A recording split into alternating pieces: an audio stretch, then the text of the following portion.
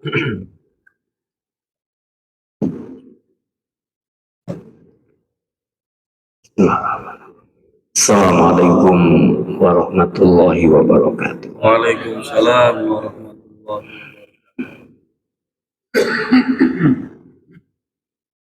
Alhamdulillahirabbil alamin. Asyhadu an la ilaha illallah wa asyhadu anna Muhammadan abduhu wa rasuluh. Allahumma shalli ala sayyidina Muhammadin salatan tunjina biha min jami'il ahwali wal afat wa taqdi lana biha jami'al hajat wa tutahhiruna biha min jami'is sayyi'at wa tarfa'una biha indaka a'la darajat wa tuballighuna biha aqsal ghayat min jami'il khairati fil hayati wa ba'dal mamat wa ala alihi wa sahbihi wa sallim tasliman katsira. Rabbi a'udzu bika min hamazati syayatin wa a'udzu bika rabbi ayyahdurun. Subhanaka la ilma lana illa ma 'allamtana innaka antal alimul hakim. Ikhwatul iman jamaah Masjid Al-Iqra, kaum muslimin muslimat yang dimuliakan oleh Allah Subhanahu wa taala. Nikmat Allah terus Allah berikan kepada kita, dan mudah-mudahan kita bisa menikmatinya. Sebagaimana juga dalam hidup ini, ujian-ujian pun adalah keniscayaan. Ada musibah yang menghampiri kita.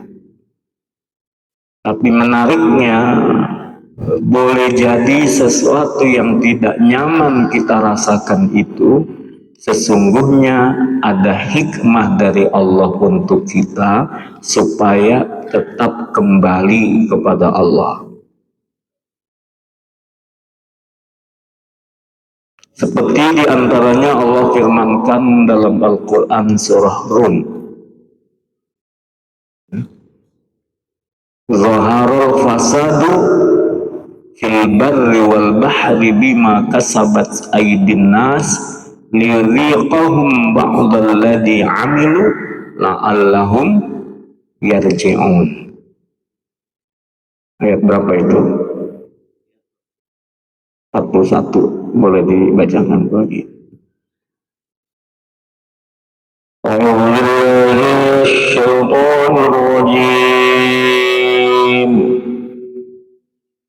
Bismillahirrahmanirrahim. Zaharul fasadu fil barri wal bahri bima kasabat aydin nas liyudhiqahum ba'dal ladzi 'amilu la'allahum yarji'un. Telah tampak kerusakan di darat dan di laut disebabkan perbuatan tangan manusia. Allah menghendaki agar mereka merasakan sebagian dari akibat perbuatan mereka, agar mereka kembali ke jalan yang benar. Nah, ini bicara tentang alam, ya. Ada kerusakan di darat dan di lautan akibat ulah tangan manusia. Akibatnya mereka merasakan ketidaknyamanan. Liyudhiqahum ba'dal ladzi 'amilu, agar mereka sadar akibat ulah tangan mereka itu membuat menjadi sesuatu tidak baik. Akibat ulah tangan mereka terjadilah kerusakan. Nah, kalau sadar bagus, karena memang tujuannya adalah la'allahum yarji'un. Lalu dari keburukan itu, dari kerusakan itu disadari, diperbaiki, kembali kepada Allah. Berapa banyak akhirnya orang yang bertaubat? Berapa banyak orang yang menyadari kekeliruannya? Dan berapa banyak orang yang taubat menyadari kekeliruannya lalu dia hijrah, kemudian diangkat derajatnya oleh Allah Subhanahu wa Ta'ala. Banyak orang-orang yang kita anggap sukses hari ini dalam urusan dunia, dalam kenikmatan hidup taat di jalan Allah, padahal seperti apa mereka di masa lalunya? Tentu karena mereka menyadari posisinya sebagai hamba Allah, lalu mereka senantiasa memperbaiki dirinya.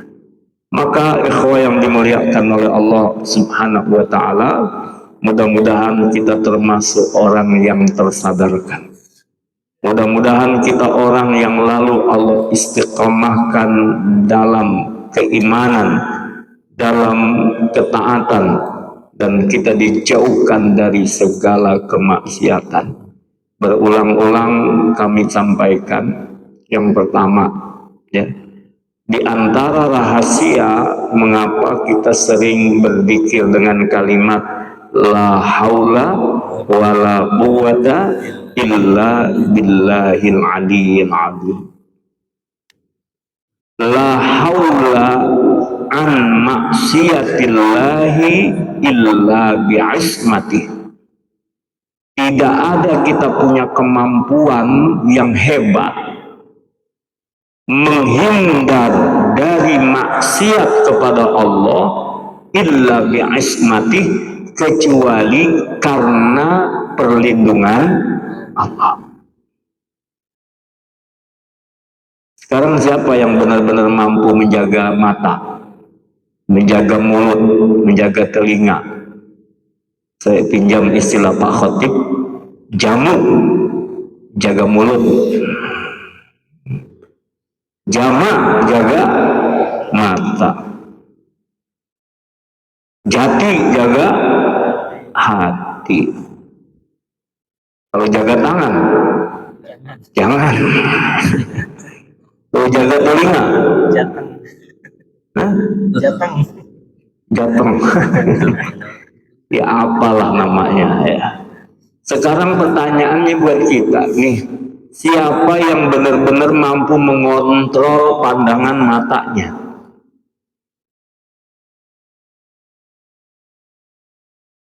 Ya buka si YouTube ya, buka YouTube, pengen dengerin tausiah, pengen dengerin ceramah. Apalagi hari ini serem banget. Komentar si fulan disandingkan dengan si fulan, akhirnya dibuat kesimpulan sendiri. Rame betul. Sekarang lagi rame tentang tahdir, bahwa Ustadz Adi Hidayat dianggap kafir. Kenapa dianggap kafir? Karena membolehkan musik. Waduh, heboh. Bisa kafir. Itu. Ntar pendapat si fulan. Jadi orang ngambil nyomot pendapat. Bagus tuh kemarin saya ambil dan share lagi dari Ustaz Ferry itu. Waspada. Apa jadinya kemarin? Itu kan fitnah itu. Adu domba, agen adu domba. Waspada, agen adu domba. Nah gini, siapa kita yang benar-benar mampu menjaga pandangan mata, menjaga telinga, menjaga pikiran, menjaga kelakuan kita? Kita ini sulit menghindari maksiat. Kalau dulu orang berbuat maksiat mesti datang ke suatu tempat mengeluarkan biaya, sekarang maksiat bisa terjadi di kamar kita, di rumah kita, di handphone kita, dalam kesendirian kita, dan bahayanya juga bisa dahsyat juga. Ikhwan dimuliakan oleh Allah Subhanahu wa Ta'ala, kita nggak bisa menghindari itu illa bi'ismati, kecuali karena kita dijaga oleh Allah. Itu yang disampaikan oleh sahabat Abdullah bin Mas'ud radhiyallahu anhuma. Bagaimana juga Syekh Nawawi Al-Bantani mengutip tentang itu. Yang kedua, wala quwwata ala ta'atillah illa bima'unati. Dan kita tidak punya kekuatan untuk melakukan ketaatan kecuali karena ditolong oleh Allah.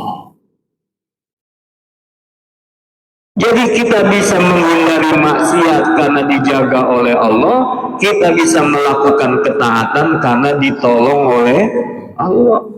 Kita bisa bangun subuh ditolong oleh Allah. Macam-macam nanti jalannya. Ada yang pengen pipis, ya. Akhirnya gara-gara mau ke belakang, ya udah tanggung. 1 jam lagi mau masuk waktu, udah sekalian deh. Alhamdulillah, untung pipis. Ada lagi alarm mungkin bunyi. Alhamdulillah Allah perbenarkan telinga kita bisa mendengar alarm, karena ada juga alarm bunyi udah 3 kali nggak dengar juga. Padahal handphone sebelah dia, handphonenya nggak jauh dari dia. Jadi artinya apa? Benar-benar karena ada pertolongan Allah, akhirnya kita terdorong untuk taat.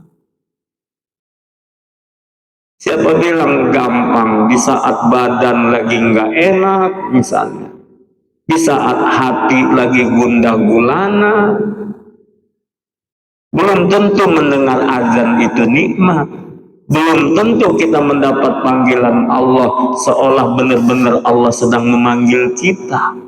Makanya para ulama mengingatkan, kalau ada seruan-seruan yang baik atau seruan yang kira-kira itu ditujukan kepada kita, pasang hati. Di antaranya apa? Kalau kita sedang membaca ayat Al-Quran, ada kalimat ya ayyuhalladzina amanu, wahai orang-orang yang beriman, baik kita membacanya atau kita mendengarnya, maka pasang hati baik-baik. Kalau mendengar, pasang pendengaran kita baik-baik. Untuk apa? Ketika diseru ya ayyuhalladzina amanu, rasakan bahwa diri kita yang sedang diseru oleh Allah.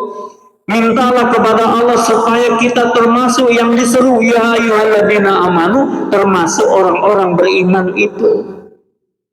Makanya membaca itu bukan sekedar pandangan mata, tapi apa? Hati ikut terlibat. Menyimak bukan hanya pasang telinga, tapi hati juga terlibat. Supaya apa? Kita masuk di dalamnya yang sedang diseru oleh Allah Subhanahu wa ta'ala. Ikhwan yang dimuliakan oleh Allah, nah ini berulang-ulang kami sampaikan supaya kita banyak mewiridkan, supaya kita yakin, jangan sombong. Bukan kita,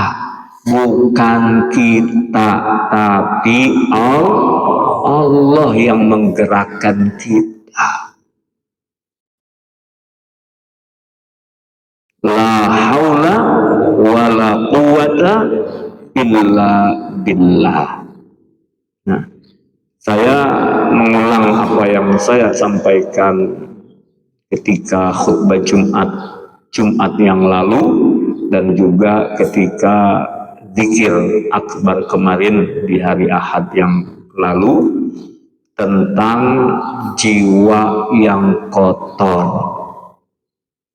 Dalam Al-Quran surah Asy-Syams, qad aflaha man zakkaha wa qad khaba man dassaha.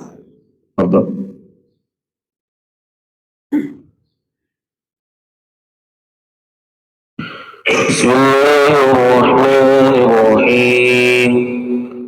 Qad aflaha man zakkaha wa qad khaba man dassaha. Sungguh beruntung orang yang menyucikan jiwa itu, dan sungguh rugi orang yang mengotorinya.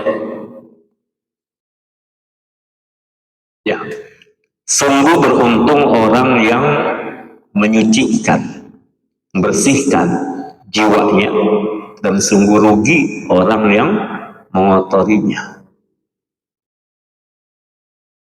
Ini kalau kita datang ke masjid, insya Allah bagian dari tazkiyatun nafs, membersihkan jiwa kita, tidak terkungkung oleh nafsu, supaya jangan hanya memperturutkan syahwat, jangan jauh dari Allah Subhanahu wa Ta'ala. Ketika kita mau duduk di majelis ilmu, mudah-mudahan dengan ilmu itu juga tazkiyatun nafs, membersihkan jiwa kita.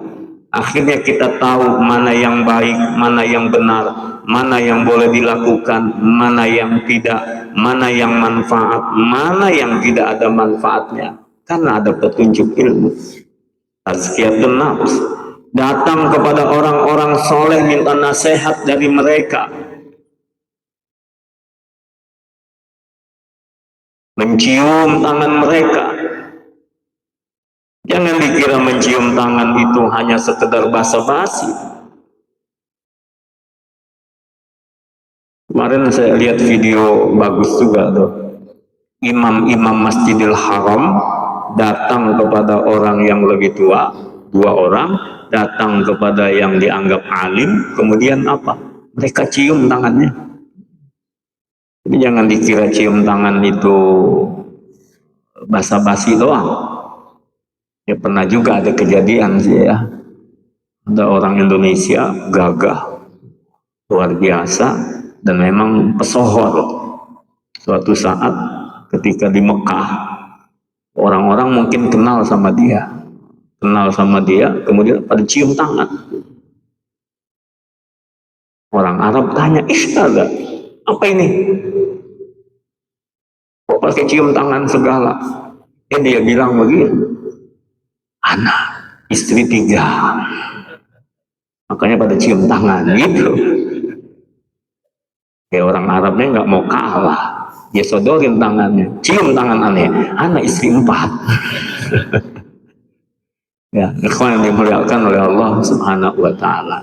Ya, jadi sekali lagi kita duduk di majelis ilmu, datang ke orang tua, dengar nasihat.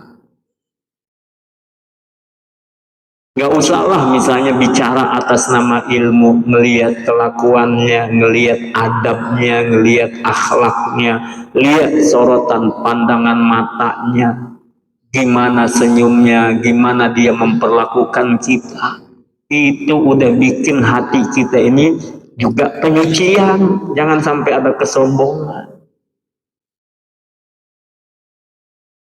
Coba kalau kita duduk sama ulama, duduk di sebelah, baru ngelihat duduknya udah adem. Kemarin Pak Sunaryono ya, beliau ketemu Habib Rizik di rumahnya, grogi juga ya. Tapi kan tenang, anteng kita enak, adem rasanya. Ikhwan yang dimuliakan oleh Allah. Ketemu Buya Yahya, Masya Allah, kalau dibedah hatinya, kalau kita lihat beliau, kayaknya nggak ada dengki, nggak ada iri, nggak ada apa, pandangannya baik semua. Ngomongnya cinta, kasih sayang, Allahu Akbar. Tazkiyatun nafs, ya. Nah, jadi sekali lagi Allah Subhanahu wa Ta'ala firmankan, beruntung orang yang tazkiyatun nafs. Wa qad khaba man dasaha, mereka rugi orang-orang yang masih mengotori hatinya atau ada kotoran di hatinya atau kotoran pada jiwanya, ikhwah yang dimuliakan oleh Allah Subhanahu wa Ta'ala. Maka di antara tanda-tanda masih ada kotor di jiwa itu seperti apa? Ya. Yang pertama, dia tidak bisa merasakan fungsi ilmu, hikmah, dan ma'rifat. Ilmu itu kan membuat kita merunduk sesungguhnya, bukan membusungkan dada. Hakikatnya begitu. Innama yakhsyallaha min ibadihil ulama'u. Orang yang disebut alim, orang yang dia punya ilmu adalah orang yang paling takut kepada Allah. Artinya hakikat orang berilmu sama Allah bukan makin ngelawan. Oh, hakikat orang yang diberi ilmu sama Allah dia makin tunduk, dia makin patuh. Jadi kalau dibilang dia punya ilmu, tapi ilmunya membuat dia durhaka, ilmunya membuat dia membangkang kepada Allah, berarti dia tidak merasakan fungsi ilmu buat dia. Coba dalam surah Ali Imran, orang yang berzikir, yang berfikir, itu ujung-ujungnya mengatakan Rabbana ma khalaqta hadza batila. Surah Ali Imran ayat 191 ya. Coba lihat Ali Imran. Bismillahirrahmanirrahim.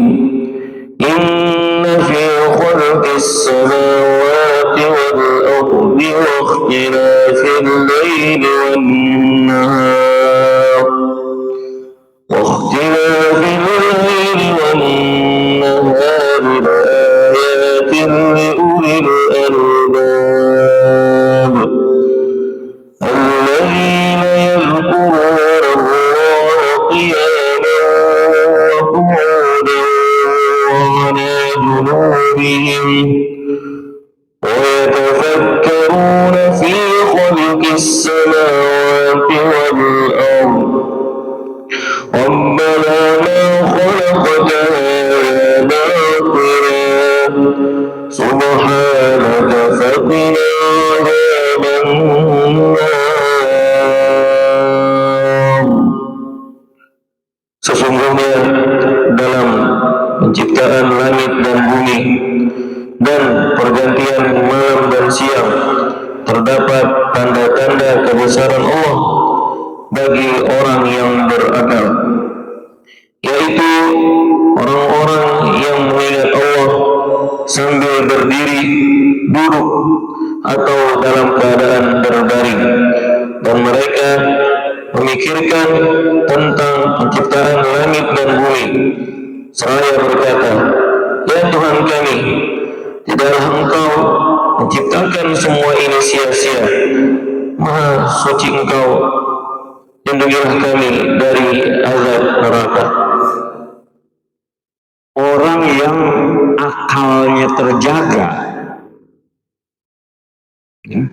orang yang akalnya terjaga, ulul albab, mereka senantiasa berzikir kepada Allah, yadhkuruna Allah qiyaman wa qu'udan wa 'ala junubihim wa yatafakkaruna fi khalqis samawati wal ardh, dan mereka tafakkur, tapi ujung-ujungnya pasti mereka akan menemukan Rabbana ma khalaqta hadza batila subhanaka, sampai kemudian mereka menyebutkan maha suci Engkau ya Allah, fakina azabannar. Jadi ilmu apa saja ya, pada akhirnya mengantarkan kesadaran. Orang yang menggunakan akal sehatnya pasti dia akan akhirnya menemukan Allah Subhanahu wa ta'ala dengan sebaik-baiknya. Maka ikhwah, sebelum akhir hayat kita, mudah-mudahan kita termasuk orang-orang yang menikmati ilmu dan merasakan fungsi ilmu itu untuk kita. Hikmah, makrifat kepada Allah Subhanahu wa ta'ala. Maka buat kita nih belajar, jangan sampai tidak punya semangat bermajelis.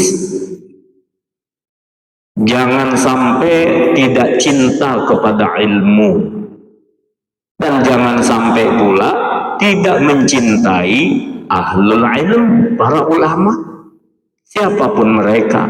Ikhwah yang dimuliakan oleh Allah Subhanahu wa ta'ala, Rasul dalam sabdanya sampaikan, kun aliman au muta'alliman au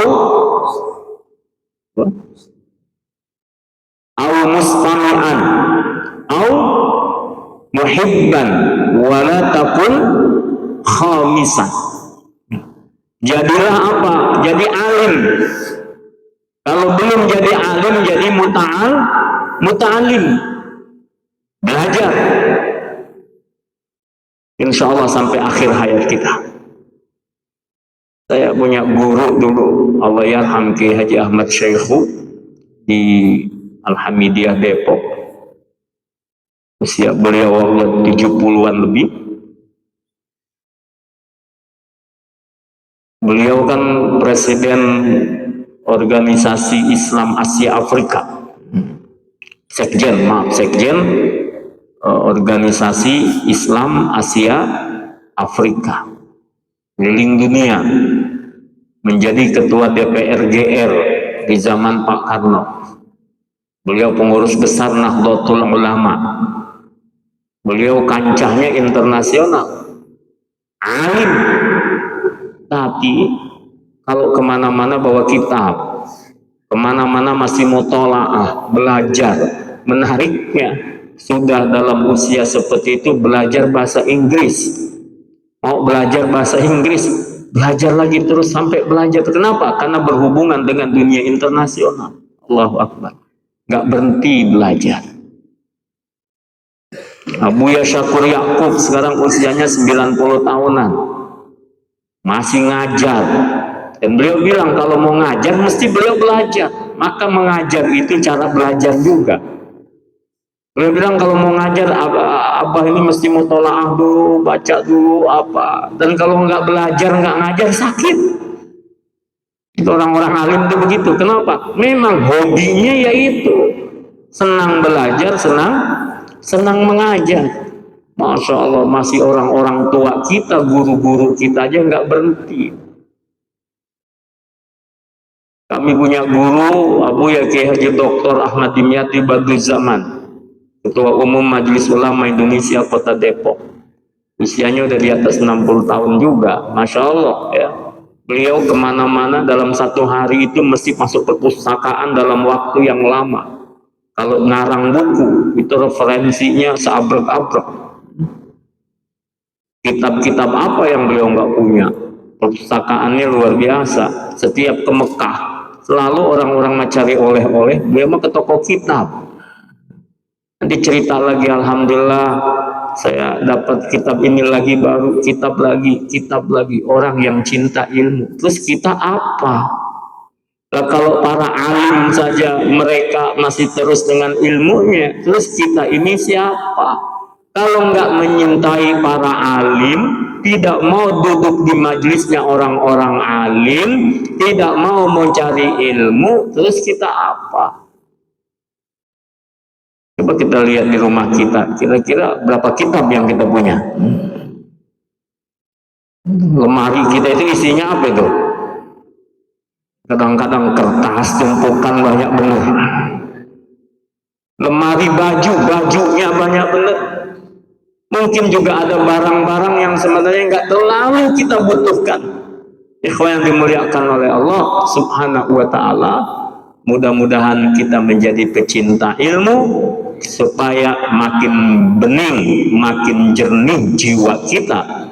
Jiwa yang kotor sulit merasakan fungsi ilmu, hikmah, dan ma'rifat. Yang kedua, jiwa yang kotor ditandai oleh apa? Merasa berat dalam beribadah kepada Allah Subhanahu wa Ta'ala.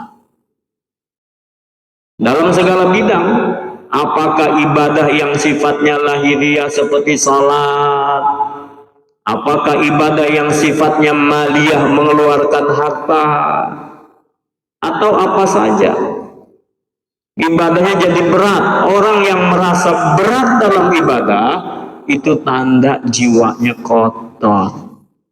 Yang ketiga, orang yang jiwanya kotor itu masih sibuk dengan hal-hal yang gak guna, sibuk dengan hal-hal yang gak manfaat, sibuk dengan hal-hal yang gak berarti.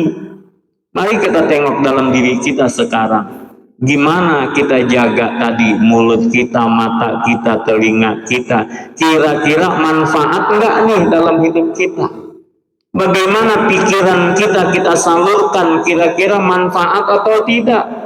Ikhwan yang dimuliakan oleh Allah, coba merenung dalam 24 jam keseharian kita, manfaat apa yang kita bisa berikan buat umat, manfaat apa yang kita bisa berikan kepada orang-orang terdekat dengan kita, atau manfaat apa yang bisa diambil oleh diri kita.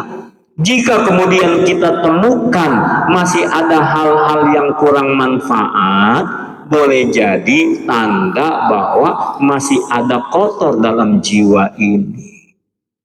Kenapa? Sebaliknya, orang yang tazkiyatun nafs, dia sibukkan dirinya, dia padatkan waktunya untuk apa? Hal-hal yang positif, hal-hal yang manfaat, hal-hal yang berarti. Ikhwah yang dimuliakan oleh Allah Subhanahu wa ta'ala, ciri orang-orang yang akan mendapatkan surga Firdaus adalah walladzina hum 'anil lagwi mu'ridun. Akhirnya dia tinggalkan yang melalaikan, dia tinggalkan yang gak manfaat, dia tinggalkan yang gak guna. Jadi kalau masih berkutat, berkecimpung, berada di dalam hal yang tidak manfaat, yang tidak berguna saja tidak baik, apalagi merusak.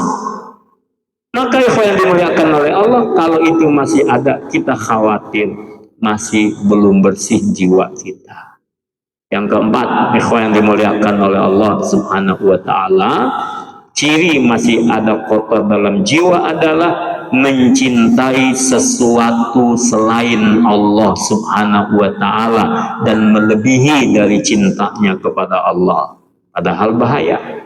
Coba buka Al-Quran surah At-Taubah, At-Taubah ayat 24.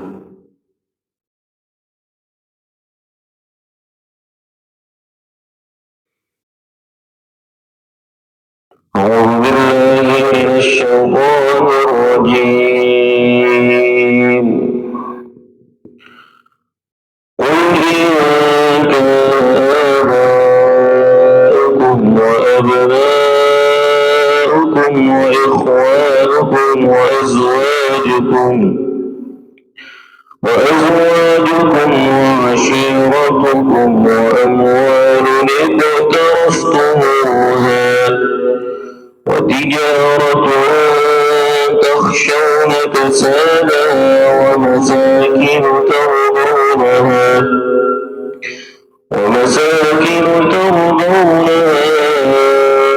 أحب إليكم من الله ورسوله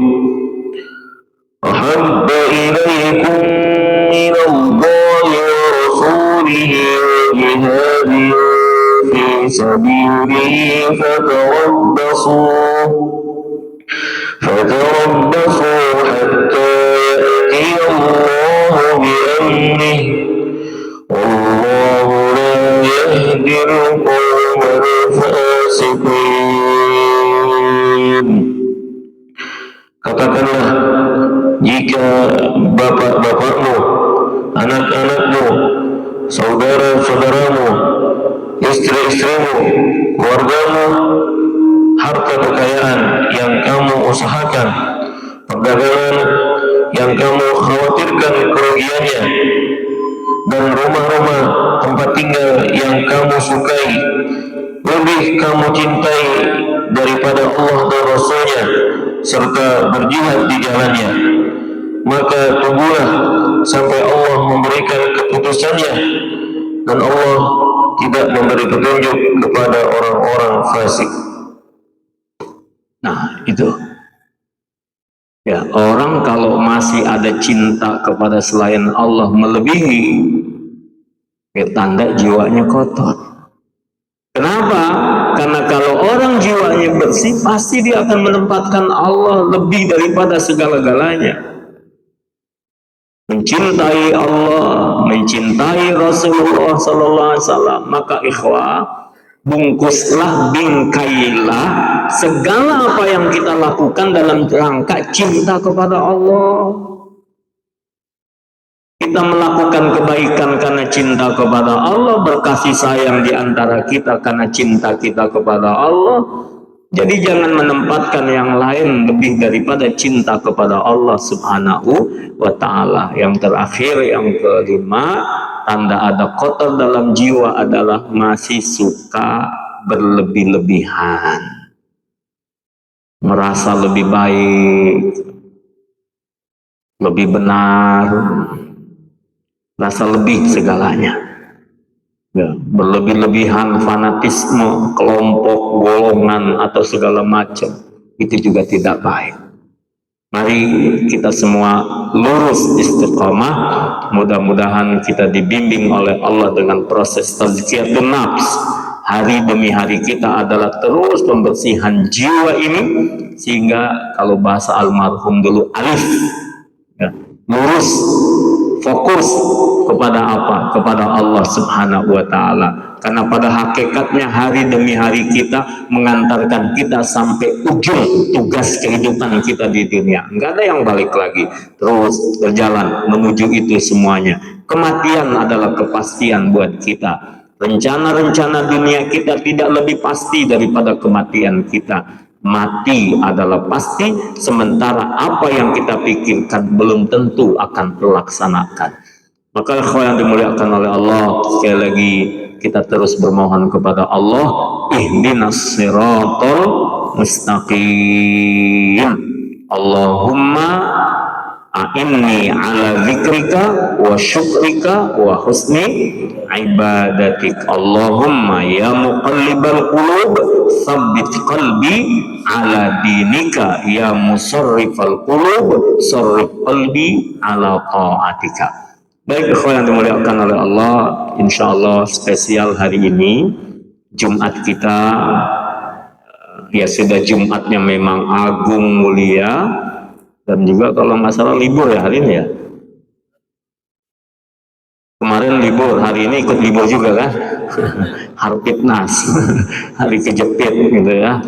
Kemarin libur, hari ini ada yang masuk, ada yang libur, kan besok biasanya libur Sabtu. Dimungkinkan jamaah nanti akan lebih banyak hadir untuk mengikuti sholat Jumat, dan insya Allah setelah pengurus semuanya, pembina, pengurus, pengawas, dan muhibbin al-Dhikra ini kami berziarah datang mengunjungi Al-Habib Muhammad Rizik bin Husain Syihab di hari Rabu kemarin. Alhamdulillah beliau berkenan untuk hadir hari ini bersama dengan kita di Masjid Al-Dhikra ini. Beliau akan juga mengajak mantu-mantu beliau, anak-anak beliau itu, dan juga yang lain, insya Allah akan sholat berjamaah Jumat di tempat kita. Dan hari ini spesial juga, kemarin saya dihubungi, tadinya saya diundang, qadarullah kemarin saya harus istirahat seharian di rumah, kemudian tidak bisa datang, dapat hadiah, syekhnya yang akan datang, begitu. Syekh dari mana? Ada Syekh Majid Daud. Beliau itu bagian yang ngurusin iktikaf di Masjidil Aqsa. Ya, jadi langsung insya Allah siang ini juga akan hadir Syekh Majid Daud. Beliau adalah penanggung jawab iktikaf di Masjidil Aqsa sampai 20 tahunan lebih. Nah, jadi insya Allah beliau akan hadir juga bersama dengan kita. Jadi mudah-mudahan semua warga Kampung Senah dan juga jamaah kita menjadi tuan rumah di tempat ini. Sambut tamu-tamu kita dengan sebaik-baiknya. Insya Allah tamu datang pasti bawa barokah. Barokahnya apa kita nggak tahu. Sama juga kita bertamu datang ke tempat orang lain, insya Allah pulang juga membawa barokah. Kalau berkat jangan dipikirin, ya, barokah. Barokahnya apa? Bisa jadi doa kita dikabul, bisa jadi kita dapat ilmu tambahan lagi, wawasan, bisa jadi dapat pencerahan, bisa jadi penyemangat dalam perjuangan, segala macam kita bisa dapatkan. Ya, tapi jangan lupa, ini mulai dari pagi ini kita persiapkan sebaik-baiknya. Sambut, banyakin senyum, nyambut tamu dengan senyum, sambutlah dengan hati. Jangan ada yang teriak-teriak, Nah, ya, usahakan semuanya sambut dengan sebaik-baiknya dan kita atur sebaik-baiknya. Tamu merasa nyaman berada di tempat kita dan insya Allah berkah buat kampung sunnah kita, berkah buat majelis kita, berkah buat semua para muhibbin dan berkah buat semua kaum muslimin dan muslimat. Dan insya Allah ini menjadi doa kita untuk kebangkitan kaum muslimin, insya Allah kemenangan untuk Palestina, para mujahidin, dan insya Allah li'i'la'i kalimatillah. Al-Fatihah. A'udzubillahi minasyaitonirrajim. Bismillahirrahmanirrahim. Alhamdulillahirabbil alamin. Arrahmanirrahim. Maliki yaumiddin. Iyyaka na'budu wa iyyaka nasta'in. Ihdinas siratal mustaqim. Siratal ladzina an'amta 'alaihim ghairil maghdubi 'alaihim waladdallin. Amin ya mujibas sa'ilin. Subhanakallahumma wa bihamdika asyhadu an la ilaha illa anta astaghfiruka wa atubu ilaik. Wassallallahu ala sayyidina Muhammadin nabiyil ummi wa ala alihi washabihi wasallam. Walhamdulillahirabbil alamin. Assalamualaikum warahmatullahi wabarakatuh.